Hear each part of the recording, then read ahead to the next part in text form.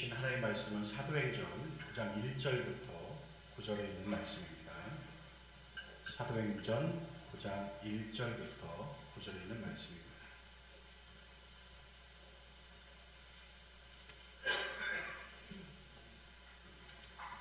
사울이 주의 제자들에 대하여 여전히 위협과 살기가 등등하여 대제사장에게 가서 다메섹 여러 온 땅에 가져갈 보물을 청하니 이는 만일 그 도를 따르는 사람을 만나면 남녀를 막론하고 결박하여 예루살렘으로 잡아오려 함이라.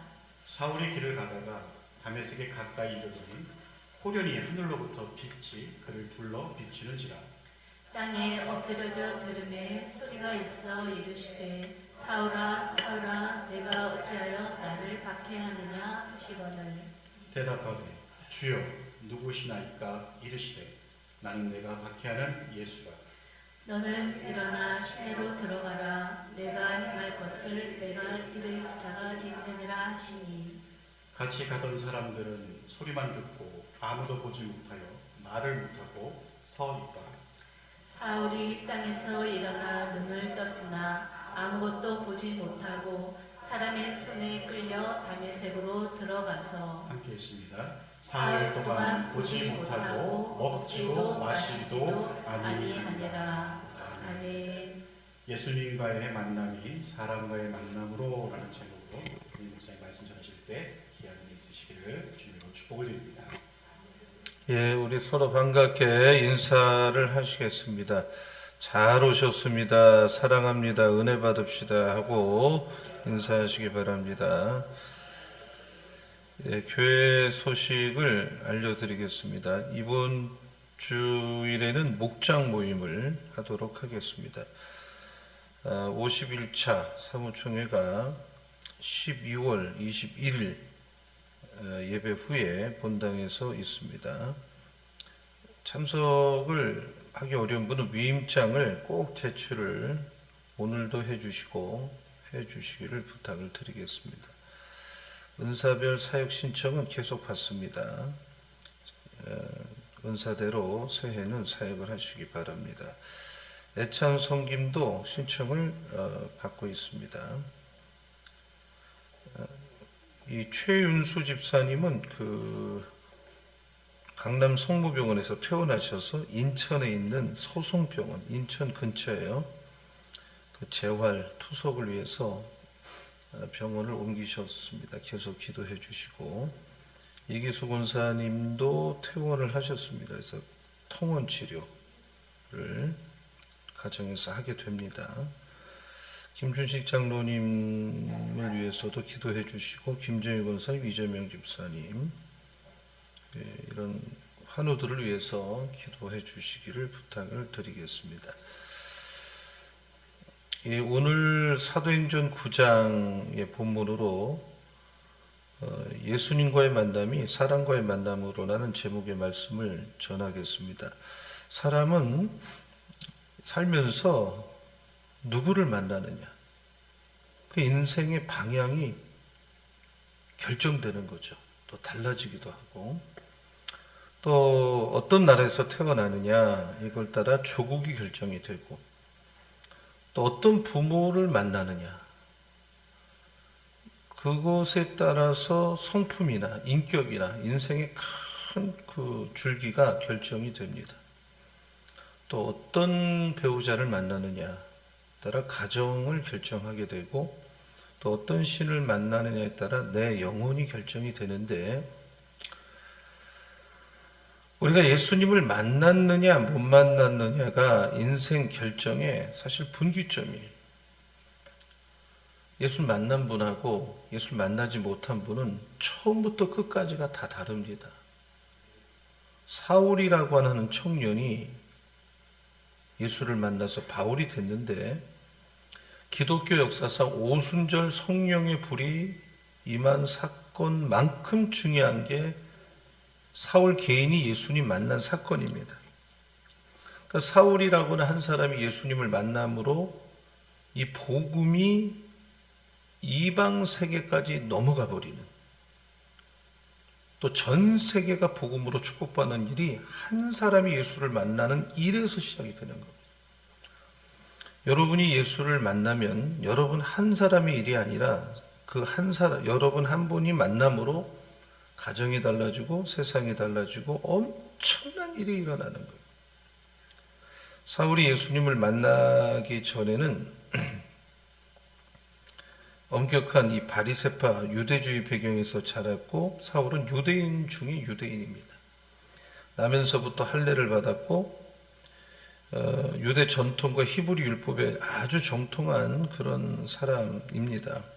히브리인 중에 히브리인이고 사울이 다소라는 곳에서 자랐습니다. 그것은 사울은 헬라 문학에 익숙한 철학에 익숙한 사람이다. 그리고 태어나면서부터 다른 사람은 이 로마 시민권 하나를 사기 위해서 굉장히 노력을 해야 되는데 사울은 로마 시민권제, 그러니까 로마의 정치와 법을 아는 사람입니다. 뿐만 아니라 당대 최고의 석학이라고 하는 가말리엘의 이 문화에서 수학을 하고 그야말로 지성인 중에 지성인이에요. 최고의 인물이에요. 따라서 사울이 예수 믿는 사람을 핍박할 때 무식하게 핍박한 게 아니에요. 자기의 신앙적 확신을 가지고 역사와 철학에 대한 지식을 가진 지성인으로서 핍박을 한 거죠. 이 지성인의 약점이 이론은 잘 알지만 행동을 잘 안 한다는 것이 약점 아닙니까? 근데 사울은 그렇지가 않아요. 지성인인데도 불구하고 자기가 옳다고 생각하는 것에 목숨을 바치는 스타일입니다. 누가 시켜서 하는 게 아니에요. 누가 시켜서 일을 하는 사람은 시킨 만큼만 하는 거죠. 월급 받고 일하는 분은 월급만큼만 딱 합니다. 그러나 자기가 좋아서 또 창조적으로 미쳐서 일하는 사람이 있잖아요. 행동하는 지성인이고 손해 볼 줄 아는 사람이고 자기가 욕먹고 핍박을 받는 한이 있어도 내가 옳다고 생각하는 대로 행동하는 사람이 사울이었어요. 보통이 넘는 사람입니다. 자, 1절, 2절 오늘 본문 한번 읽어봅니다. 자, 같이요. 시작. 사울이 주의 제자들에 대하여 여전히 위협과 살기가 등등하여 대제사장에 가서 다메섹 여러 회당에 가져갈 공문을 청하니 이는 만일 그 도를 따르는 사람을 만나면 남녀를 막론하고 결박하여 예루살렘으로 잡아오려 함이라. 그러니까 사울이 예수 믿기 전에 두 가지 모습이 있었는데 예수 믿는 사람에 대해서 굉장히 나쁜 선입견을 갖고 있었어요. 예수 믿는 사람 밥맛 없다. 기분 나쁘다. 보통 이런 사람은 자라면서 무슨 예수 믿는 사람에게 상처를 받았거나 교회에 다니다가 상처를 받았거나 그런 경우가 많아요. 그러니까 사울에게 기독교란 아주 기분 나쁜 경험과 같은 재수가 없는 이런 것이었어요. 그리고 사울은 예수 믿는 사람을 잡아서 예루살렘에 데려오기 위해서 대제사장에게 합법적으로 공문을 받아서 다메섹까지 직접 갔던 행동파예요.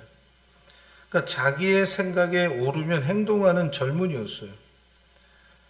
운동권, 이 운동권 출신들이 교도소 가는 걸 두려워하지 않잖아요. 그렇게 갔다 오면 미래가 어떻게 될지 몰라도 하잖아요. 데모를 하잖아요. 또는 자기 하는 일을 하잖아요. 그런 사람들은 행동하지 않는 양심, 지성을 경멸한단 말이에요. 어떤 대가를 바라거나 유익을 바라는 게 아니라 손해보고 쫓겨다니고 격리돼도 자기가 하는 행동에 대해서 소신 있게 사는 거예요. 그 행동 때문에 본의 아니게 불법도 저지르고 과격한 주장을 하다 보니까 법을 어기고 폭력이 동원되고 죄책감 없습니다. 이러한 사람을 막기가 쉽지가 않아요. 자기 행동과 신념에 대한 어떤 신성함과 우상을 갖고 있기 때문에 자기 하는 일을 포기하지 않습니다. 그리고 그들의 행동을 멈추기도 어렵습니다. 그러니까 행동하는 이런 지성인 앞에서 행동하는 지성인들은 할 말이 없기 때문에 그렇습니다. 이런 사람을 변화시킬 수 있는 분은 예수님밖에 없습니다. 자, 3절 볼게요. 자, 다 같이 시작. 사울이 길을 가다가 다메섹에 가까이 이르더니 호련히 하늘로부터 빛이 그를 둘러 비치는지라. 그러니까 다메 대제사장에게 체포 명령, 예수 믿는 사람 체포 명령을 가지고 다메섹으로 가는 사울에게 갑자기 빛이 비쳤어. 소리가 났어. 사울아, 사울아, 너는 어찌하여 나를 핍박하느냐? 놀라운 경험, 놀라운 순간, 오순절 이후에 최대의 일이 일어났어요. 아무도 막지 못하는 이런 사울. 근데 거기에 하나님이 개입을 하셨어요. 저는 여러분의 인생에도 하나님이 개입하시기를 예수의 이름으로 축원합니다. 아멘. 하나님이 개입하면 아무도 나를 바꿀 수 없어. 그런 분들. 나는 누구도 개입할 수 없어. 나는 예수 믿을 사람이야. 이렇게 큰 소리 뻥뻥 치는 분들.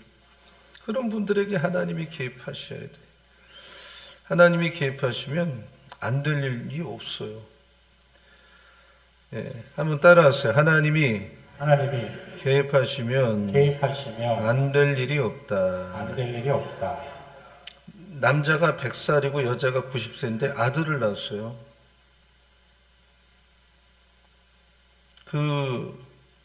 하나님이 개입하니까 이렇게 되는 거죠. 하나님이 개입한다. 하나님은 하나님의 때에 딱 나타나죠. 가장 최적의. 그래서 이사야서 28장 16절을 보면 주 여호와께서 이같이 이르시되 보라 내가 한 돌을 시온에 두어 기초를 삼았노니 곧 시험한 돌이요 귀하고 견고한 기초돌이라 그것을 믿는 이는 다급하게 되지 아니하리라. 그러니까 그걸 믿는 사람은 다급하게 되지 않는다. 그러니까 믿음의 사람의 특징이 뭐냐? 다급하지가 않아요. 왜냐하면 하나님은 하나님의 때에 응답한다는 걸 믿고 있어요. 그러니까 믿음이 자라기 위해서는 기다릴 줄 알아야 돼요. 광야를 미드바르, 말씀을 디바르. 그러니까 우리가 말씀이라는 거는 고난이 오고 내가 어려울 때 그때 진짜 들리거든요. 기도를 해주면 이 어려움을 당한 사람은 아멘을 하라고 할 필요가 없어. 그냥 막 손만 얹어도 아멘을 자기가 하는 거예요. 자기가 힘드니까. 근데 이런 기적에는 목적이 있어요. 그 사람 예수 만나게 하고자 하는 하나님의 목적이 있고, 그러니까 많은 사람이 기적 경험하고 그걸로 신앙이 끝나지만 그런 거 의미 없어요. 기적 다음에 예수를 만나는 게 중요한 거죠. 나병 환자 10명 중에 한 사람만 나병 난 게 중요한 게 아니라 돌아와서 한 사람만 감사하고 영혼의 구원받았잖아요. 내가 힘든 일도 아픈 것도 기도 더 많이 하라는 거죠. 그 기도 아파서 힘들어서 마음이 괴로워서 기도 더 많이 하다가 예수 만나고 절망도 기적이고 절망 중에 예수 만나고 잘 나갈 때 예수 못 만나가다가 인생의 나락으로 떨어질 때 예수를 만나는 거예요. 하나님이 개입하니까 기적이 일어나는 것입니다. 하나님이 일하시고 개입하고 계십니다. 어떤 목적이 있는 거죠. 기적은 하나님의 개입이에요. 여러분 인생에도 하나님이 개입하시고 여러분을 변화시키고 하나님이 개입해서 좀 귀하게 쓰시고 승리하시기를 예수의 이름으로 축원합니다. 아멘. 우리는 말씀으로 자기를 묶어놔야 돼요. 믿음이 없는 사람은 악한 거예요. 믿음이 있는 사람이 의인이에요. 악인의 특징은 뭐예요? 요동하는 거예요. 이렇게 흔들리는. 그러니까 하나님이 100세, 90세 자식을 주신다 그랬더니 사라가 믿음이 없다 보니까 비웃었어요. 이걸 믿지 못하는 거예요. 내면으로. 근데 하나님이 개입하니까 이 말씀이 흔들리지 않은 말씀이 되고 어떻게 보면 목회는 말씀대로 하면 되는 거예요. 성도는 말씀대로 살면 되는 거고 말씀대로 가면 되는 거예요. 교회에 말씀에다 나를 묶어놓고 교회에다 나를 묶어놓으면 되는 거예요. 교회가 부흥하고 생명이 있을 때는 사람들이나 목사가 일관적이에요.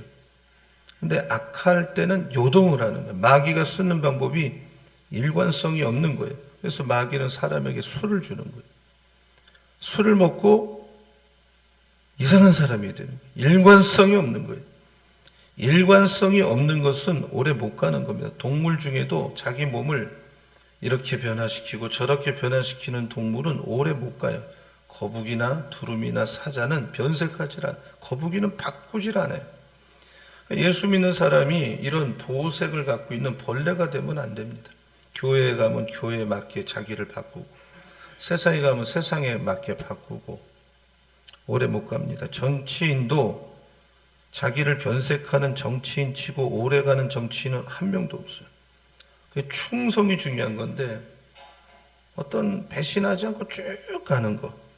하나님의 말씀에 묶여 있으면 일관성을 갖고 있고, 이걸 위해서 일관적으로 인생을 살도록 주신 게 선물이 교회고 공동체예요. 그래서 신앙생활 잘하는 거는 교회하고 늘 같이 가는 거예요. 교회하고 늘 박자를 맞추고 보조를 맞추고 일관성을 가지고 꾸준하게. 혼자 잘 믿는다는 것은 말도 안 되는 거죠. 넘어지고 불쌍한 거죠. 우리에 들지 않는 양은 길을 잃어버리고, 그래서 예수님은 빨리 우리 안에 집어넣어서 예수님 따라가게 하는 거고, 이게 내 힘으로는 일관적일 수가 없구나. 말씀이 유지가 안 되는구나. 악전고토하고. 그래서 교회라는 것은 성도들을 보호하는 거예요. 기쁨을 주고 힘나게 하고. 세상의 것은 오래가지 못해. 참 바뀌어요. 일관적이지 않아요. 이 세상에 일관적이고 안 바뀌는 건 말씀 하나밖에 없어요. 그래서 하나님이 주신 선물 교회와 함께 해야 되고, 일관성을 가지고 교회와 함께 여러분의 하나님 주신 꿈을 이루어 나가는 이런 인생을 사시기를 예수 이름으로 축원합니다. 아멘. 아멘. 아멘. 3절을 보겠어요. 3절. 자, 갑자기 빛이 비쳤죠. 다 같이 시작. 사울이 길을 가다가 다메섹에 가까이 이르더니 호리온이 하늘로부터 빛이 그를 둘러 비치는지라. 갑자기 어디서부터 빛이 비쳤어요. 자, 그러면서 음성이 들렸어요. 4절. 자, 같이요. 시작. 땅에 엎드려져 들으매 소리가 있어 이르시되 사울아 사울아 내가 어찌하여 나를 박해하느냐 하시거늘. 땅에 엎드러졌는데 소리가 있었어요. 꼭 오순절 사건과 같아요. 그러니까 120명에게 성령이 임한 것은 집단으로 임한 성령이라면 다메섹에서 임한 이 빛은 한 개인에게 임한 성령, 한 개인에게. 이 성령이 오늘 밤에 여러분에게도 임하기를 축원합니다. 아멘. 신비한 음성을 들었어요. 사울아 사울아. 한 번만 불러도 되는데 하나님이 2번을 불러요. 특별한 관심, 의미예요. 오늘 하나님께서 여러분의 이름을 이 밤에 2번 부르기를 축복합니다. 아멘. 너에게 할 말이 있다는 거예요. 너에게 목적이 있다는 거예요. 우리 하나님 이렇게 찾아오셔. 그래서 내가 너를 그렇게 사랑하고 너를 위해 십자가에 못 박혀 죽고 네가 이렇게 내 품에 돌아오기를 그렇게 기다리고 내 사랑을 받아주기를 바랬는데 너는 어찌하여 나를 이렇게 핍박하느냐. 사울아 사울아 이 말이에요. 부부가 싸움을 하는데 여자가 남편에게 말하는 거예요. 여보 왜 그러냐고. 왜 이렇게 힘들게 하냐고. 왜 당신은 내가 당신한테 시집와서 오랜 세월 참고 수고하고 애를 쓰고 당신 어머니한테 동생한테 식구한테 그렇게 고생하면서 당신 한 사람 보고 살았는데 어떻게 이럴 수 있느냐. 이게 깔려 있는 거 아니에요? 예수님이 그런 거예요. 내가 너를 위해서 십자가에 죽었는데 어떻게 너는 이렇게 사느냐. 어떻게 너는 내 교회를 이렇게 핍박하느냐. 형제를 핍박하느냐라고 안 하고 어떻게 나를 핍박하느냐. 여기서 교회를 핍박한 것을 예수 핍박하고 예수 믿는 사람 핍박한 것을 예수 핍박한 것이라는 걸 여러분 아셔야 돼요.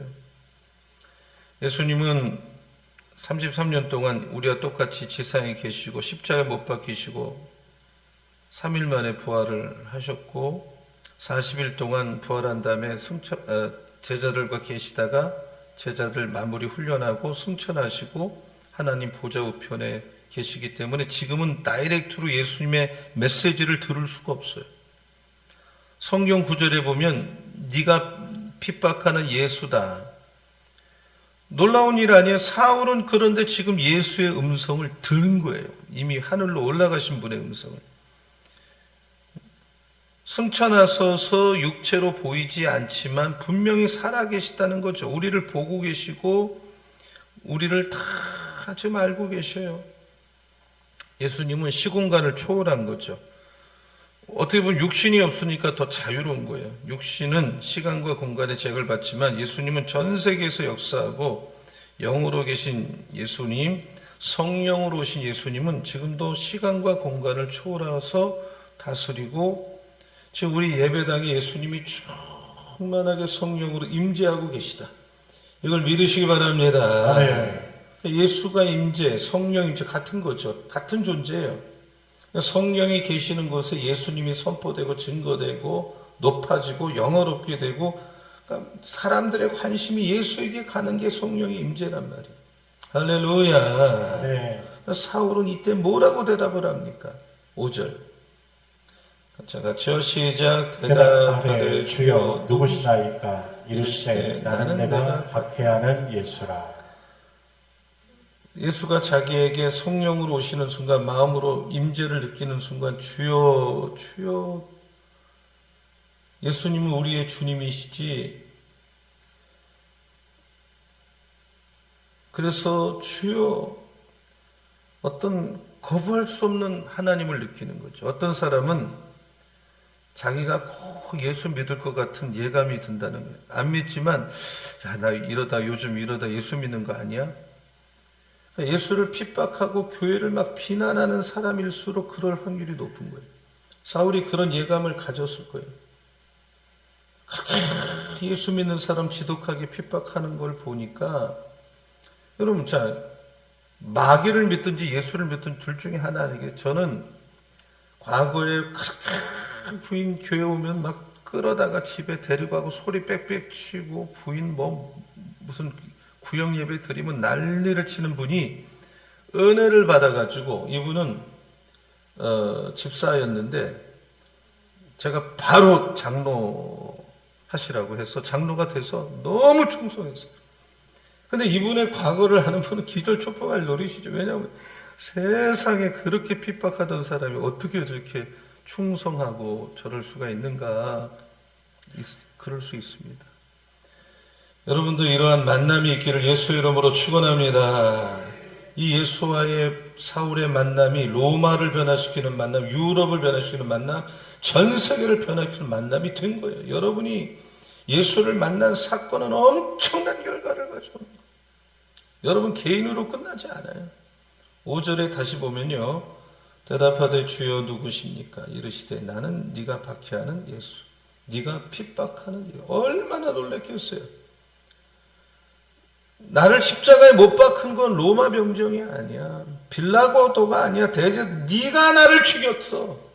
네가 나를 핍박한 거야. 여러분이 예수를 핍박한 일이 없다고 하겠지만 여러분이 막 교회에 대해서 함부로 얘기했어요. 그거 예수 핍박한 거예요. 주의 종들을 함부로 대했어요. 그게 예수 핍박한 거예요. 선교사들을 막 무시했어요. 그게 예수 핍박한 거예요. 그건 사람에게 한 거 아니에요. 6절을 보세요. 6절. 너는 일어나 시내로 들어가라. 네가 행할 것을 내게 이를 자가 있다. 하나님은 사울을 위해서 어떤 계획을 가지고 계세요. 놀라운 일이에요. 하나님은 여러분을 그냥 부르지 않아요. 그래서 예수를 믿게 되면 내 과거가 해석이 돼요. 믿음은 사건을 해석하는 힘이 있어. 옛날에 몰라 예수를 만나니까 내가 이 집안에서 태어난 것이 하나님 뜻이고 대학을 떨어진 것이 이유가 있는 거고 병든 시간이 이유가 있고 사업이 부도가 난 게 다 뜻이 있구나. 인생의 일들이 다 해석이 된 의미가 부여된 바울은 나를 모태에서부터 하나님이 만들었구나. 창세전부터 바울을 디자인하고 예정에 대한 깊은 생각을 하게 돼요. 나를 향한 계획이 있구나.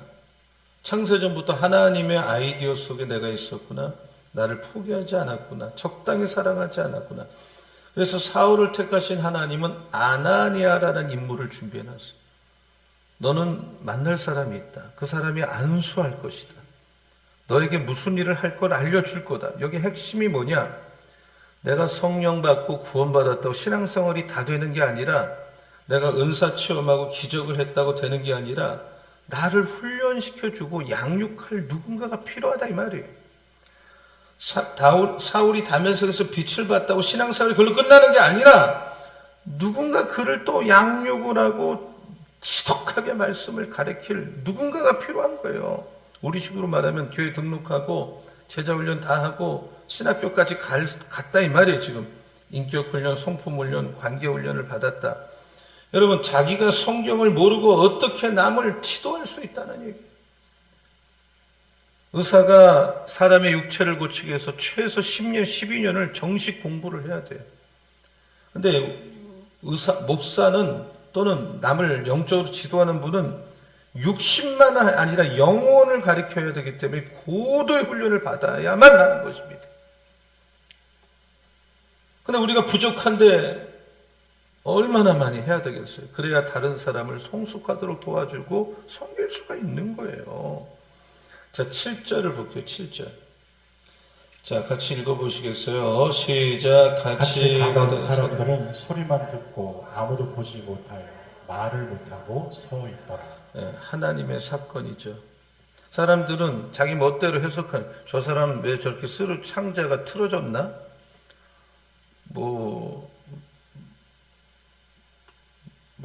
이거를 마음대로, 성령의 사건을 마음대로 해석하는. 근데 이것은 하나님의 사건이고, 사울은 그때 시력을 잃었어요. 전혀 안 보였어요. 8절, 9절. 자, 같이 읽습니다. 시작. 사울이 땅에서 일어나 눈은 떴으나 아무것도 보지 못하고 사람의 손에 끌려 다메섹으로 들어가서 사흘 동안 보지 못하고 먹지도 마시지도 아니하니라. 사울이 일어났을 때 시신경이 파괴되었다기보다는 강한 빛으로 시신경이 마비 상태에 있었던 것으로 추정이 돼요. 그래서 사람의 손에 이끌려가게 되는데, 이때 사울의 심정을 우리는 이해해야 돼요. 그가 다메섹으로 예수 믿는 사람 잡아 죽이려고 내려갈 때 열정 패기를 가지고 의기양양했는데, 이 예수 믿는 놈들 다 잡아서 예루살렘 끌고 와야 되는 생각으로 개선 장군이라도 되어서 돌아올 양으로 살기등단에 떠났는데, 뭐든지 할 수가 있었어요. 자기가 최고고 최선인데 그게 영광 돌리는 줄 알았는데 빛을 보고 이 다메섹에서 꼬꾸라지고 만 거예요. 그래서 이제 앞을 못 보는 거죠. 순식간에 다른 사람이 된 거예요. 아무것도 볼 수가 없는 거예요. 무슨 생각을 했겠어요? 여기 보면 먹지도 못하고 보지도 못하고 마시지도 못하고 아무것도 할 수 없는, 하루아침 정말 하나님의 사람으로 다시 태어나기 위해서 겪었던 해산의 고통을 겪는 거예요. 사람은 이런 게 필요한 것입니다. 내가 변화되기 위해서 애벌레가 나비로 바꾸어지는, 이게 우리 인생에 있는 거예요. 이 사람을 패배자라고 할 수 있겠어요? 예수님이 십자가에 죽고 무덤에 머물렀던 3일과의 시간도 같은 거예요. 그 3일 있다 부활하셨죠. 요나가 순종하지 않고 불순종하다가 고래 뱃속에 들어갔을 때 3일을 있었고 아무것도 못 보고 못 먹고, 그때 불순종이 이렇게 무섭구나. 아브라함이 100세 아들 얻었는데 하나님 앞에 바치라 그럴 때 새벽에 일찍이 떠나 3일을 걸어가요. 3일째 될 때 땔감을 이삭의 등에 쥐고 모리산에 올라가는데 무슨 생각했을까요? 하나님을 생각했겠죠. 자기 자식은 어떻게 되나도 생각을 했겠죠. 이게 아브라함의 3일이요, 요나의 3일이요, 예수님의 3일이요, 사울의 3일이요. 이 3일이 지나면서 사울은 바울로 변화되는 거예요. 자기가 완전히 바뀌는 거예요. 여러분에게 이런 축복이 있기를 예수의 이름으로 축원합니다. 아멘. 땅에 살면서 동물같이 살던 사람, 누가 돈 더 많이 버냐, 오래 사냐, 욕망을 만족시키냐, 좋은 옷을 입냐, 땅이 크냐, 이런 가치관 속에서 벗어나서 하나님의 가치관을 배우는, 이제 좀 하나님의 나라를 위해서 살고 싶은 거예요. 그런 사람으로 완전히 탈바꿈하는. 여러분, 하나님은 사울을 부른 것처럼 오늘 밤에 우리를 부릅니다. 여러분을 불러서 어떤 집에 시집을 가게 해서 그 집을 통째로 예수 믿게 할지 알 수가 없어요. 우리가 별것도 아닌 일에 그렇게 징징대고 앙앙대지 마세요. 하나님은 왜 그 학교로 여러분을 보냈을지, 직장을 보냈는지, 어떤 사람 신학교로 보내서 부흥을 하는 어떤 도구로 쓰려고 하는지, 어떤 아프리카로 보내는지, 우리가 어떻게 우리를 부를지 몰라요. 분명한 것은 사울을 부신 하나님 우리를 불렀고 지금도 부르고, 이걸 거절할 때 빛을 보내서 꼭 구닥뜨리는 거예요. 하도 거절하니까. 그렇게 안 되는 게 좋죠. 말씀할 때 듣는 게 좋겠죠. 여러분, 우리를 변화시키기 위해서 고난도 주시는 예수를 오늘 밤에 바라보시기를 축원합니다. 아멘. 아멘. 아멘. 우연은 없어요. 신앙생활을 하게 되면 믿음이 생기고 해석이 되고 의미를 깨닫게 되고 미래에 대한 소망을 갖게 되는데, 어떤 사람이 하나님을 만나면 그 사람은 또 사람을 만나게 되어 있어요. 이게 신앙의 축복이에요. 예수와의 만남은 사람을 만나게 한다. 하나님은 사울을 위해서 한 사람을 준비해 놓으셨는데, 그 사람이 사울을 격려하고 치유하고 양육할 사람인데 이름이 아나니아예요. 아나니아. 아주 신선한 충격을 주는 인물이에요. 이 사람에 대한 기록이 많지가 않아요. 근데 이 사람을 만나면 우리는 충격을 받아요. 놀라움을 느껴요. 자, 10절을 보겠습니다.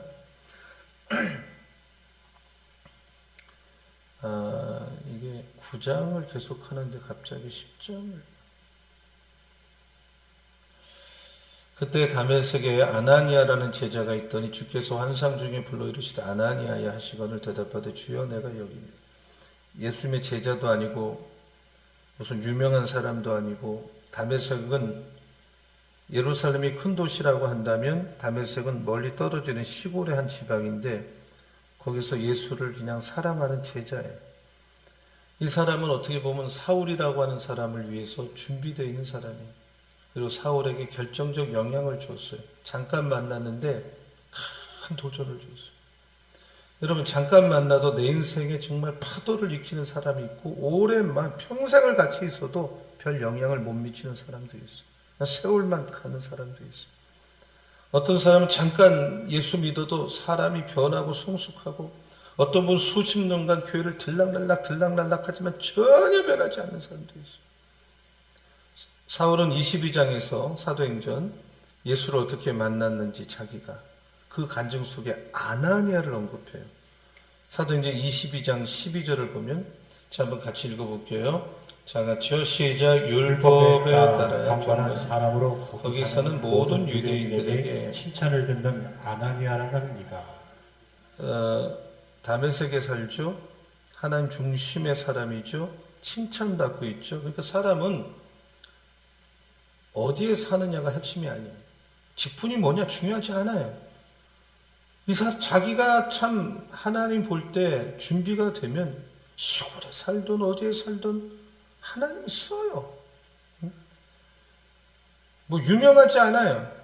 그러나 결정적인 순간에 자기 역할을 해내요. 우리 모두가 이런 사람이 되기를 예수의 이름으로 축원합니다. 네. 늘 쓰시고자 할 때 쓰임받을 수 있도록 준비하고 있는 사람, 순종할 줄 아는 사람, 순간적 사건 속에서 결정적으로 영향을 미치는 사람. 그 아나니아는 예수님을 정말 사랑하는 제자고 늘 기도했어요. 늘 하나님은 우리에게 말씀하고 싶어하고 가까이 오고 싶어하고, 근데 우리가 성경도 안 읽고 배우려고도 안 하고 기도도 안 하니 하나님을 만날 수가 없어요.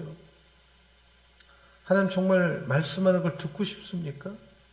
묵상을 많이 하고 성경을 많이 봐야 돼. 하나님 우리에게 환상을 보여주고 싶어. 환상은 기도할 때 보는 거죠. 하나님 묵상하고 기도하고 교제할 때, 가까이 할 때 환상도 보여주고 뜻을 계시하고. 오늘 많은 크리스천들이 너무 바빠. 너무 분주해. 교회에서도 바빠. 이 사람 저 사람 만나러 다녀 정신없어요. 그리고 하나님 앞에 머무는 시간은 너무 적어요. 성경 읽지 않는데 기도하지 않는데 어떻게 환상을 봅니까? 근데 아나니를 보면 주님과 대화하고 환상을 보고 있어요. 우리가 기도할 때도 하나님이 나에게 말씀할 수 있도록 가만히 좀 있어야 돼. 때로는 긴 시간. 제가 그 김창옥 씨라고 아시는 분 알죠? 그 강연가. 탁월한 사람 중에 하나입니다. 근데 이분이 한 10년 하고 자기 하는 일에 매너리즘에 빠지고 또 계속 똑같은 내용을 하다 보니까 지치고 우울증이 오고 자기 말로는 죽고 싶었대요. 근데 자기가 유명한 소통 강연가에다가 그때 벌써 정상에 올랐는데 정신병원 만나러 의사 만나러 가는 게 얼마나 창피해요. 의사를 아주 이상한 의사를 만나갖고 오히려 더 악화가 됐는데 지인이 어떤 신부님을 소개했대. 나이 많은 백발이. 그래서 신부님을 찾아갔더니 왜 왔냐고 그러길래 제가 남을 소통하는 강사인데 내가 지금 죽고 싶다고. 그랬더니 그분이 신부님이 침묵을 배워 그랬대요. 침묵을 좀 배워. 자긴 계속 말하는 사람인데 이제부터 침묵을 배워. 그러면서 그 프랑스에 가면 떼제가 있거든요. 침묵 기도하는 떼제. 거기를 소개해서 자기가 거기를 갔대요, 실제로. 그래서 자기는 불어가 안 되니까 오전에는 소침묵, 오후에는 대침묵을 하는데 자기는 하루 종일 침묵을 했는데 어느 순간 어떤 음성이 들린 거죠, 이 사람에게. 여기까지 너 참 잘 왔다. 어떤 위로의 음성을 듣고 거기서 우울증이 다 사라졌어. 그러니까 내 소리가 클 때 하나님 음성이 안 들려요, 여러분. 내가 가만히 있을 때. 자기 생각이 많은 사람은 다른 사람의 이야기를 못 들어요. 그러니까 시편 46편 10절에 보면 뭐라 그랬어요? 너희는 가만히 있어. 좀 가만히 좀 있어. 내가 하나님 됨을 알지어다. 내가 알아서 높임받으리라. 참 믿음은 하나님이 어떻게 행하는가를 보는 거예요. 내가 뭘 하는 게 아니야. 우리 믿습니다고 내가 뭘 하는 게 전부라고 알지만 참 믿음은 하나님이 어떻게 일하시고 어떻게 말씀하고 어떻게 일 처리하고 어떻게 기적을 베푸는 걸 내가 보는 거예요. 계속 하나님이 우리 나라를 위해서 우리 방배교회를 위해서 여러분 가정을 일터를 위해서 일하는 것을 여러분 볼 수 있기를 예수의 이름으로 축원합니다. 네. 주의 음성을 들었는데 환상을 보면서 들었어요. 근데 너무 분명했어요. 여러분 성경에 보면 하나님이 말씀할 때는 희미하지 않습니다. 분명합니다. 내 마음속에 나오는 것을 말하는 건 예언이 아니죠. 성경에 보면 그런 사람은 화가 있다 그랬죠. 아나니아에게서 발견할 수 있는 축복은 하나님의 명령에 언제라도 순종한 태도를 갖고 있었다는 거예요. 어떤 사람은 하나님의 명령에 그 내용에 따라 자기가 순종할까 말까를 취사 선택하는데 이걸 순종이라고 할 수가 없죠. 이런 것은 이 여호수아에 계속 따라다니는 게 뭐예요? 쫓아내라고 진멸하라 그래도 그냥 조금씩을 그냥 쫓아내지 않는 아주 찝찝하게 사는 분들이 있잖아요. 순종보다 중요한 건 순종의 태도인데 어떤 명령을 내린 난 순종하겠습니다. 태도가 매우 중요한데 서로 사랑에 빠진 연인들은 서로에게 순종하죠. 부모님이 우리를 반대하면 우리가 같이 도망가자. 그 사랑하는 사람은 그걸 따지지 않아요. 잘못돼도 함께 하겠다는 태도. 하나님을 사랑하는 건 딱 그거예요. 주님 말씀한 어떤 일도 따르겠습니다. 태도가 딱 그래요. 태도가. 오늘 주님 내가 여기 있습니다. 말씀하십시오. 내가 무슨 말이라도 순종할 만반의 준비가 되어 있습니다. 하나님이 아담에게 아담아 어디 있느냐? 우리가 벌거벗어 숨었습니다. 죄가 있는 사람은 순종하지 않아. 이것저것 따져. 나에게 유익하면 순종하고 손해나면 불순종. 심령이 깨끗한 사람, 사랑하는 사람, 하나님을 뜨겁게 사랑하는 사람은 주여 말씀하옵소서. 그러나 죄가 있는 사람은 숨어요. 이렇게 눈만 빼꼼하게 내놓고 눈치 살펴. 교회가 부를 때 숨어. 그리고 이거 뭐 내가 해야 돼? 손해보는 거 아니야? 나도 바쁜데? 숨으면 안 돼. 일단 주님이 말씀하면 순종하려는 태도를 가져. 내가 하다가 잘못돼도 순종을 하는 거예요. 그럴 때 하나님의 축복이 여러분에게 임할 줄로 믿습니다. 아멘. 11절 보세요. 하나님이 예수님이 아나니에게 부탁을 합니다. 11절. 자, 같이요. 시작. 주께서 이르시되 일어나 집가라 하는 거리로 가서 유다의 집에서 다섯 사람 사울이라는 사람을 찾으라. 그가 기도하는 중이니라. 예, 구체적이죠. 분명하죠. 집가라는 거리, 유다라는 사람의 집, 그리고 사울이라고 하는 사람을 만나라. 하나님은 구체적으로 인도하는 누구에게 순종하려는 태도를 가진 사람. 아나니아는 깜짝 놀랐어요. 왜 놀랐느냐? 13절 14절을 보면 안 하겠다는 게 아니라 놀란 거예요. 이 사람이 과거에 어떤지 아니까.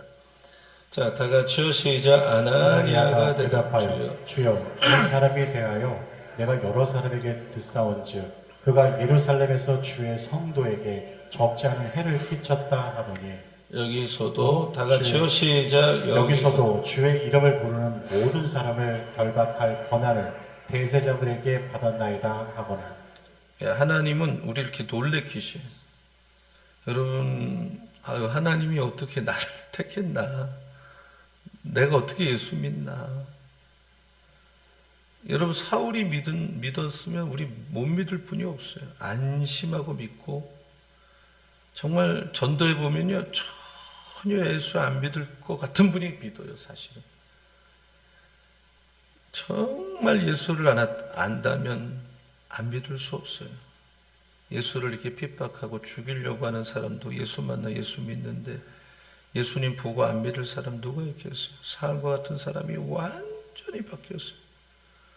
이 사람은 나중에 성령이 나타나서 유럽으로 가라 그러죠. 하나님은 우리의 기대와 생각과 방법을 어떨 때는 정반대로 뒤집어 엎어요. 우리는 하나님이 말씀하면 지금 하던 일도 플렉시블하게 이거 아니면 안 된다는 생각을 빨리 버려야 돼요. 하나님이 하라 그러면 또 수정하고 바꾸고 내가 주인이 아니에요. 그게 축복이다면. 근데 아나니아가 놀라운 사실은 지금 사울이 기도하는 중이라 그랬어요. 11절 12절을 다시 보면 11절 12절 자, 한번 읽어보실게요. 시작. 주께서 이르시되 일어나 집가로 하는 거리로 가서 유다의 집에서 다섯 사람 사울이라는 사람을 찾으라. 그가 기도하는 중이니라. 12절 시작. 그가 아나니아 하는 사람이 들어와서 자기에게 안수하여 다시 보게 하는 것을 보았느니라 하시거늘. 예. 아나니아는 주님의 음성을 듣고 자기의 두려움, 선입관, 염려를 덮어놓고 순종해요. 순종하면 하나님의 비밀을 봐요. 축복을 받아요. 한번 따라 순종하는 사람은 하나님의 비밀을 본다. 하나님의 비밀을 본다. 자, 15절, 16절 읽어볼게요. 자, 시작. 주께서 이르시되 가라. 이 사람은 내 이름을 이방인과 임금들과 이스라엘 자손들에게 전하기 위하여 택한 나의 그릇이라. 그가 내 이름을 위하여 얼마나 고난을 받아야 할 것을 내가 그에게 보이리라 하시니. 하나님의 말씀은 사울은 내가 택한 그릇이야. 누구를 위해서? 예수 모르는 이방인을 위해서. 하나님은 하나님의 백성을 구원하기 위해서 누군가를 택해서 보내는데 그 누군가가 여러분일지도 몰라요. 주께서 말씀, 너는 내가 택한 그릇이다. 한번 따라서 너는 너는 내가 택한 그릇이다. 너는 내가 택한 그릇이다. 서로 축복은 성도님은 하나님이 택하신 그릇입니다. 시작. 성도님은 하나님이 택하신 그릇입니다. 정말 여러분들 훈련시켜서 캠퍼스로 보낼지 정말 어떤 선교로 할지 교회 부흥의 도구로 쓸지 저 원파를라 아파트를 막 정말 누비면서 전도할지 아무도 몰라요. 그래서 누군가를 우리 중에 택해서 상상도 못할 엄청난 일을 하나님 하는 거예요. 할렐루야. 아멘. 믿으시기 바랍니다. 네. 17절 보세요. 17절. 자, 시작. 아나니아가 떠나 그 집에 들어가서 그에게 안수하여 이르되 형제 사울아 사울아, 주 곧 내가 오는 길에서 나타나셨던 예수께서 나를 보내어 너로 다시 보게 하시고 성령으로 충만하게 하신다 하니. 그러니까 16, 17 사이는 휴식 기간이 없어요. 말씀을 듣는 순간 아나니아는 착착착착착 사울의 집으로 가요. 그리고 원수 사울이 형제 사울로 바뀌게 돼요. 누구도 바뀌어요. 17절에 보면 아나니아가 안수기도 하는 거예요. 그래서 눈을 떠요. 성령 세례를 받아요. 성령의 불을 받아요. 그러니까 사도행전을 보면 하나님의 사건이 일어날 때마다 성령 사건이 먼저 가는 거예요. 그러니까 사마리아에서 예수를 믿었다고 할 때도 베드로 요한이 가서 안수할 때 성령. 그러니까 사도행전은 성령 행전. 그러니까 우리도 사도행전의 성령을 받아야 돼. 성령 불 받아야 돼. 예수만 믿어서 안 돼요. 성령 불 받기를 축원합니다. 네. 완전히 사람이 달라져. 아멘. 아멘. 우리 교회 성령 받아야 될 분 많아요. 아멘. 아멘. 18절 보세요. 18절. 다 같이요. 시작. 즉시 사울의 눈에서 비늘 같은 것이 벗어져 다시 보게 된지라. 일어나 세례를 받고. 안수하니까 성령이 임하니까 눈을 가리고 있던 비늘이 벗겨지니까 보이기 시작. 육만 보이는 게 아니라 모든 걸 깨닫게 되는 거예요. 하경삼에 나오잖아요. 그 클로드 킹이 책 편집한 사람이 블랙가비 목사님 가르침을 받고 자기가 깨달은 게 자기의 눈에서 비늘이 벗겨지는 것 같다. 딱 맞는 말이에요. 성령을 받았어요. 바울이 안수받고 성령 받고 눈에서 비늘이 벗겨지고 3일 동안 세례받고 식음 전폐한 그가 다시 정상으로 돌아왔고, 우리도 이런 비늘이 있어요. 다 눈에 뭔가 씌워 있어. 뭔가 할 것 같아도 안 하고 움직일 듯 안 움직이고 항상 누군가를 미워하고 용서하지 못하고 정말 원하는 것은 안 하고 하기 싫은 거 자꾸 반복해서 죄 짓고, 이게 내 안에 있는 죄고 절제를 못하고 비늘이 눈을 가리듯이 영혼을 가리고 귀를 막고 입을 막고 손 하나 꼼짝도 안 하고 갈 수 없고 올무에 갇히고 아무것도 안 하는 무능력자가 된 거예요. 이 눈에 비늘이 있는 걸 떼내야 돼요. 그래야 보여요, 들려요, 말아요, 움직여요. 사울의 눈에서 비늘이 떨어지는 거예요. 예수 이름으로 여러분 눈을 가리고 있는 비늘이 다 떨어지기를 축원합니다. 아멘. 마음에 기쁨이 있고 고요가 있고 안정이 있고. 사울은 달라졌어요. 만 가지가 달라요. 저는 예수 믿고 변화된 분들을 너무 많이 봤어요. 불을 받고 새로운 세계를 통과하고 외형은 똑같은데 예전에 그 사람이 아니에요. 물이 포도주 되듯이 이 속이 바뀐, 본질이 바뀐 거예요. 본질. 자, 마지막 19절에서 22절까지 읽고 설교를 제가 마무리하겠습니다. 자, 19절에서 22절. 자, 시작. 음식을 먹음에 강건하여 지니라. 사울이 다메섹에 있는 제자들과 함께 며칠 있을새 즉시로 각 회당에서 예수가 하나님의 아들이심을 전파하니 듣는 사람이 다 놀라 말하되 이 사람이 예루살렘에서 이 이름을 부르는 사람을 멸하던 자가 아니냐. 여기 온 것도 그들을 결박하여 대제사장에게 끌어가고자 함이 아니냐 하더라. 사울은 힘을 더 얻어 예수를 그리스도라 증언하여 다메섹에 사는 유대인들을 방혹하게 하니라. 사울은 이제 입에서 예수 얘기를 하게 되는 거예요. 예수가 하나님의 아들이라고. 성령의 불을 받았어요. 성령의 불을 받으니까 자꾸 밥을 먹던 예수 얘기를 하는 거, 강의를 하던 세미나를, 머릿속에 예수 충만, 성령 충만. 여러분 안에 예수 충만해야 예수애가 나올 거 아니에요? 예수님이 바닥난 사람들 막 그냥 뻔뿌지를 해야 예수라는 말 한마디 간신히 하는 거 하루 종일 살아도. 근데 어떤 사람 막 입만 열면 예수 얘기, 뭘 해도 예수 얘기. 오늘날 신학교에서, 나는 신학교 가서 깜짝 놀랐어요. 예수를 안 가르쳐 주더라고요. 가장 학문을 하는데 강의에 예수가 없어요. 교회는 많은데 예수 얘기를 안 하는 거예요. 교회가 아니죠. 신학교가 아니죠. 예수를 말하는 데가 교회고 신학교고 기독교 학교죠. 이제부터 여러분이 예수님을 말하기를 축원합니다. 네. 여러분 삶 속에 예수 이야기가 충만하기를 축원합니다. 네. 목장 모임에서 예수 얘기만 하다 끝나시기를 축원합니다. 네. 뭐 할 게 바닥이 이게 할 게 없으니까 그냥 세상 얘기하다가, 아유, 그건 무슨 모임, 그게 무슨 의미가 있어요, 그런 모임. 여러분의 삶이 예수 충만, 성령 충만.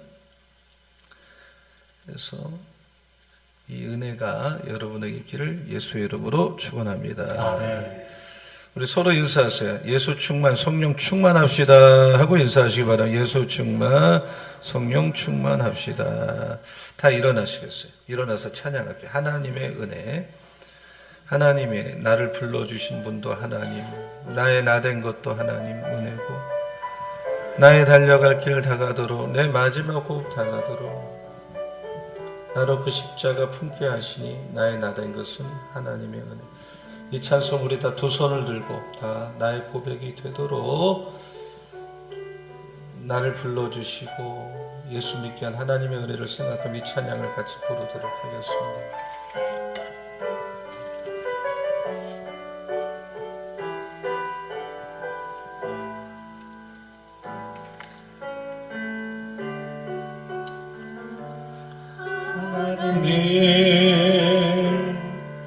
나를 부르시니가 하나님,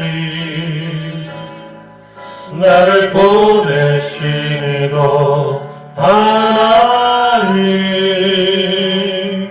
나의 나된 것은 다 하나님 은혜라.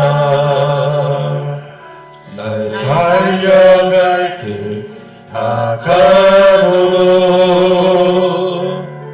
나의 마지막 호흡 다하도록 나로 그 십자가 품게 하시니 나의 나된 것은 다 하나님 은혜라. 한량없는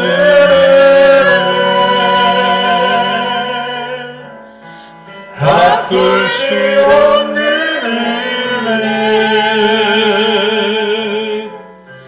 내 삶의 보상이 하나님의 은혜. 나 주저함 없이 그 땅을 넓은 곳 나를 붙드시는 하나님의 은혜. 우리 다시 한번 나를 지으시니가 하나님, 나를 지으시니가 하나님, 나를 부르시니가 하나님, 나를 보내시니도 하나님, 내가 된 것은 다 하나님 은혜라. 달려갈 길 다가도록 나의 마지막 호흡 다하도록 나로 그 십자가 분께 하시니 나의 된 것은 다 하나님 은혜라. 한량없는 은혜 갚을 길 없는 은혜 내 삶을 애워싸는 하나님의 은혜 나 주저함 없이 그 땅을 밟은 곳 나를 붙드시는 하나님의 은혜, 하나님의 은혜 한량없는 은혜, 한량없는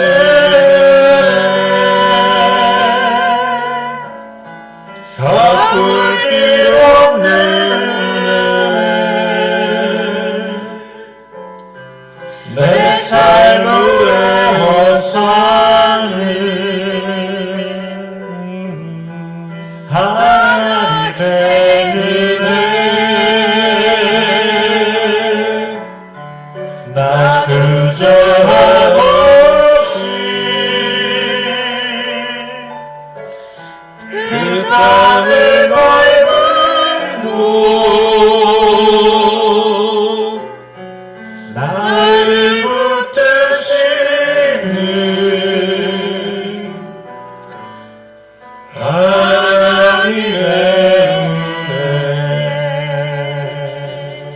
우리가 3분만 주여 한 번 부르고 오늘 말씀 붙들고 나도 변화시켜 주시고 사울에게 있었던 3일이 나에게도 있게 하여 주시고 사울에게 아나니아를 붙여주셨듯이 여러분에게도 이런 아나니아 같은 사람을 만나야 됩니다. 아나니아가 하나님 말씀할 때 사실 이해 안 되는 걸 말씀하셨지만 순종하여 저 시골의 무명의 사람이 귀하게 쓰임받았듯이 우리도 그렇게 순종하게 하고 오늘 내 눈에도 비늘이 벗겨지게 하시고 내 눈에서 하나님을 믿는 걸 가로막는 비늘이 떨어져 나가게 하시고 온갖 죄를 짓고 온갖 악을 행하는 내 삶의 성령 임하여 주셔서 새롭게 해달라고 기도 제목 놓고 3분만 주여 한번 부르고 기도합니다. 주여 우리 하나님 아버지 감사합니다. 오늘 우리를 불러주셔서 사울에게 있었던 아버지 하나님이여 아버지 아브라함에게 있었던 아버지 하나님이여 예수님에게 있었던 그 변화되는 시간 3일 보이지도 않고 먹을 수도 없고 아무것도 할 수 없는 내가 너를 사랑하고 있다. 내가 너를 쓰려고 하고 있다. 하나님 음성을 듣는 그래서 하나님께서 어떤 일을 위해서 나를 변화시키려고 불러주시는 그 사울에게서 3일의 시간이 나에게도 있게 하여 주시기를 원합니다. 우리의 삶에도 아버지 하나님이여 아버지 하나님 예수님의 말씀이 아버지 하나님 들리게 하여 주시고 사울에게 붙여주신 아나니아와 같은 사람을 아버지 하나님 준비된 사람 우리도 만나는 복을 받게 하여 주시고 하나님 오늘 밤에 아버지 저의 심령 아버지 하나님이여 마음을 고요하게 하여 주셔서 나를 찾아와 나에게 말씀하고 계시는 내 내면이 시끄럽고 복잡해서 안 들리는 것이 아니라 내 마음이 고요해서 내 마음이 조용해서 하나님의 음성을 듣고 가는 이 밤이 되게 하여 주시기를 기도합니다. 하나님 아버지, 저희 눈에 비늘을 떨어뜨려 주옵소서.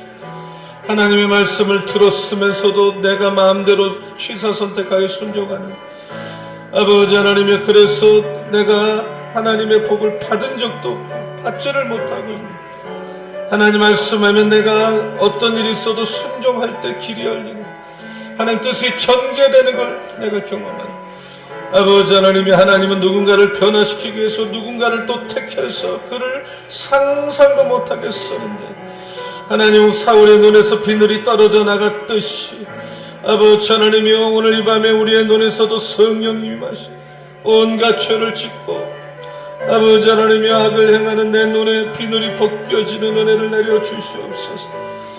아버지 하나님이 오늘 가져온 기도 제목을 다 맡기고 기도할 때 응답받게 하여 주시.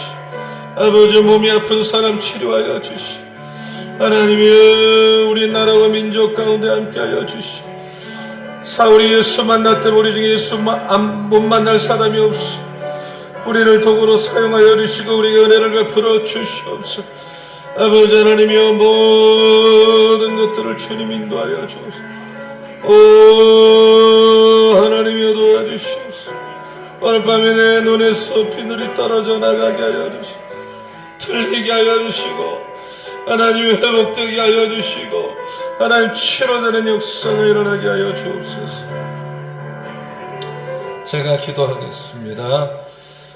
여러분 두 손을 가슴에 대십시오. 몸이 아프면 아픈데 손을 대십시오. 하나님 아버지, 오늘 밤에 사울에게 있었던, 요나에게 있었던, 아브라함에게 있었던, 예수님에게 있으셨던, 보이지 않고 먹을 수도 없지만 내가 너를 사랑하고 있다고 하는, 내가 너를 쓰려고 한다고 하는 하나님의 음성을 듣는, 그리고 하나님께서 어떤 일을 위해서 나를 변화시키고자 해서 불러주시는 3일의 시간이 오늘 밤에 우리에게도 있게 하여 주시옵소서. 하나님 아버지, 우리의 삶에도 예수님의 말씀이 사울에게 아나니아라는 사람을 붙여주셨듯이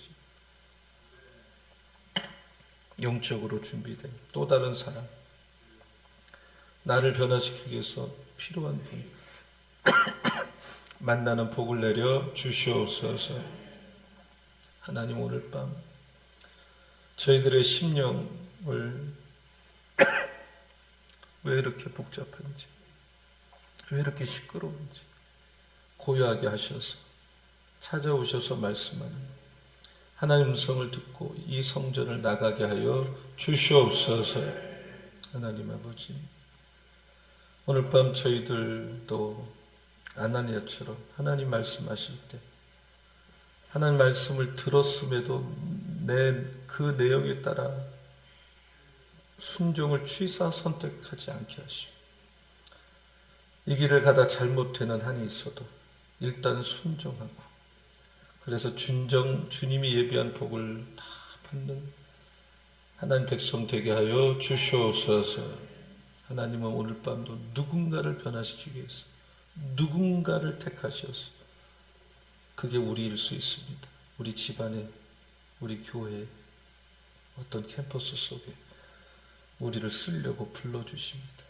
그리고 상상도 못할 일들을 하게 하십니다.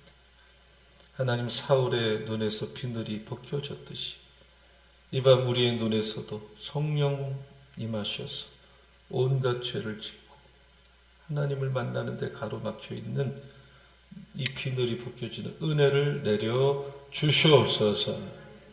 아픈 곳에 손 얹어 싸우니 하나님 만져주실 때 병마가 떠나갈 줄로 믿습니다. 귀신이 나갈 줄로 믿습니다.